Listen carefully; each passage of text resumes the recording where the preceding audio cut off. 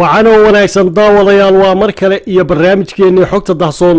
oo aynu daaha kaga qaadayno qodobo ay ka mid yihiin dowladda Turkiga oo qabatay jeneraal ka mid ah ciidamada oo inqilaab maagana iyo waxyaabaha ay arrintaasi bannaanka soo dhigtay. isla barnaamijka dhexdiisa ayaynu ku eegi doonaa qaabka ay kala qaybsanaanta siyaasadeed ee waddankaasi u noqotay barta ay shisheeyaha waxyeelayn karaya ay u soo maraan. macluumaad kale ayaa raaci doona. ku soo dhowaada barnaamijka.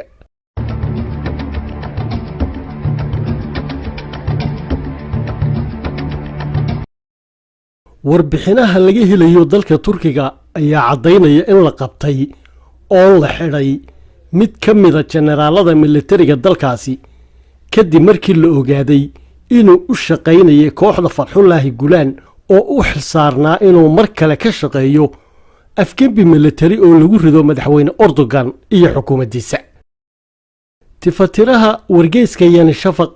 ee dalka ka soo baxa Xuseen Likoglu ahna wargeys u dhow xisbiga talada haya ee cadaaladda iyo horumarka ayaa warbixin uu kaga hadlay khatarta ay leedahay kooxda Fatxullaahi Gulaan waxa uu ku soo daray in taliyihii hoggaanka wardoonka ee ciidamada dhulka ee dalka Turkiga General Sardar Atasoy la casilay oo la qabtay markii la ogaaday inuu u shaqaynayay kooxda Fatxullaahi Gulaan oo ah kooxdii ka dambeysay inqilaabkii hore ee fashilmay 2016. taliyaha hoggaanka wardoonka ee ciidamada dhulka ee waddan leeyahayna waxa uu ka mid yahay saraakiisha ugu muhiimsan ee soo goysa dhaqaaqa iyo howlgallada ciidamada waana sarkaalka ay warbixinihiisa sirdoon ciidanku ku go'aan qaataan taasoo u suuro gelin karta sarkaalka inuu wax ka bedelo fadhiisimada ciidamada iyo howlgalladooda. sidoo kalena xidhiidhka joogtada ah ee dhammaan saldhigyada ciidamada iyo xuduudaha dalalka kale uu la samaynayo ayaa u suuro gelin kara inuu ciidanka dhexdiisa ka dhisto saraakiil isaga la shaqaysa oo uu aaminsan yahay. waana sarkaalka sida fudud u kala baranaya dhaqamada shakhsiyadeed ee saraakiisha ogaana kara liiska ciidamada dhaqaale ahaan lagu kaxaysan karo ee la laaluushi karo dabeetana la adeegsan karo iyo kuwa hanka siyaasadeed leh ee ballanqaado loo samayn karo si ay hawl la qorsheeyay uga qayb qaataan sida afgembi dowladeed oo kale. warbixintiisa ayaa qoraagu waxa uu ku sheegay in heerka ay la eg tahay khatarta haysata dowladda Turkiga lagaga qiyaas qaadan karo sida ay kooxdaasi weli ugu dhex milan tahay safafka ciidamada qalabka sida xilli inqilaabkii hore laga joogo muddo 5 sanadooda. Xuseen Likoglu ma cadaynin xilliga rasmiga ah ee la qabtay generaalka laakiin hadalkiisa ah waxaa xilligii inqilaabka laga joogaa 6 sannadood ayaa inoo cadaynaya in qabashadiisu ay dhowaan u ahayd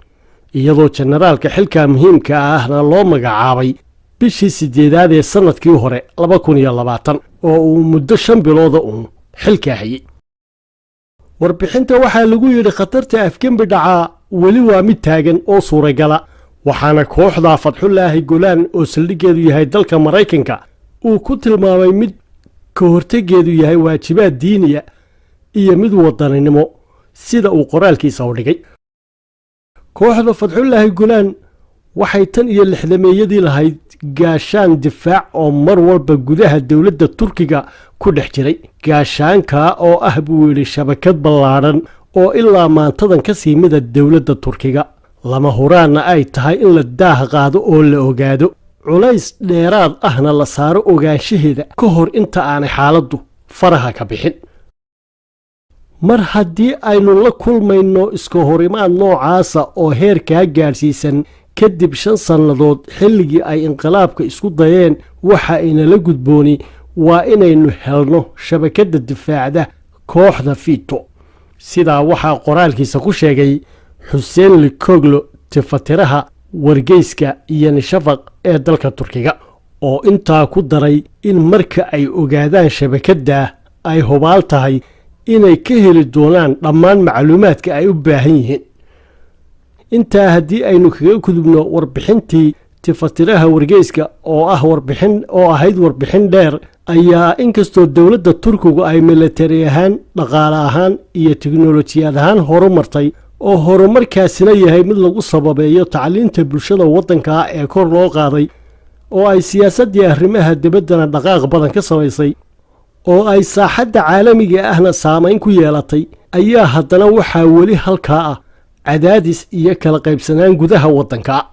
goljilicdaa oo ah tan looga soo dhaco ee ay cadowgoodana ka faa'iidaysta iyadoo loo soo marayo kala duwanaanshaha fikradeed ee xisbiyada siyaasadeed ee dalka ka jira oo ay ka mid yihiin xisbiga mucaaradka ugu weyn ee cilmaaniga ah ee u aasaasay mustafa kamaal ataaturk oo ahaa aasaasihii jamhuuriyadda turkiga ee aynu maanta naqaano xisbiga oo aasaaskiisa laga joogo muddo haatan ku dhow 100 sannadood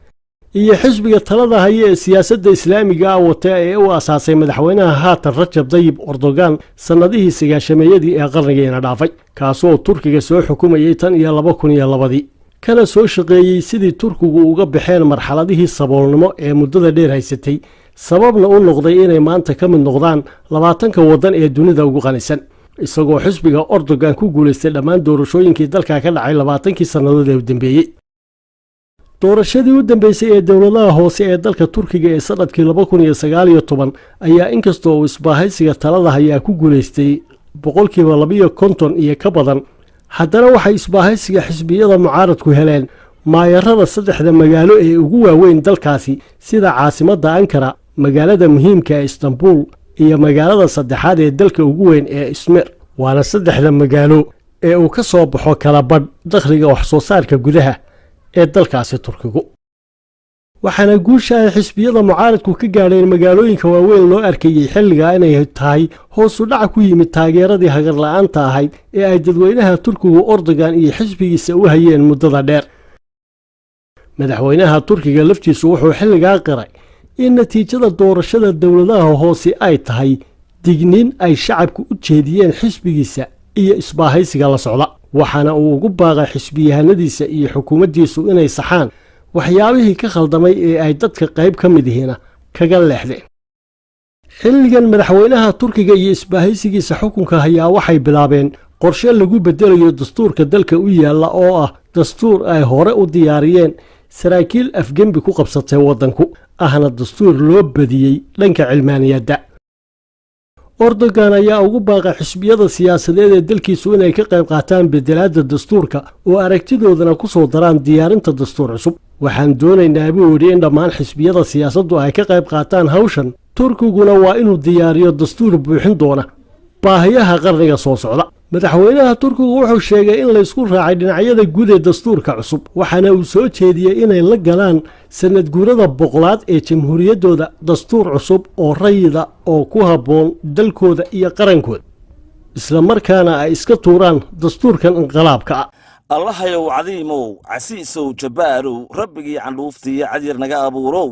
kaan caabudnaayeen ciidda ugu sujuudnow caam ahaan adduunkii cudur baa haleelo cududda iyo xooggii hub caddaanu haysto laysaga cabsiiyiyo culimmadii aqoontiiyo colkii saynisyahankii cilmi baadhayaashii xag kastaba u cararo weli way cakirantee cadaab iyo jannaalow ciirdarroorshihii carradoo mid dhimatee dibisoo cagaarshow carruur koryihiiyow risa cayimihiiyow cidduu raba u buuxshow calaacalaha taagnee caafimaad sareecana nagu caymi eebbow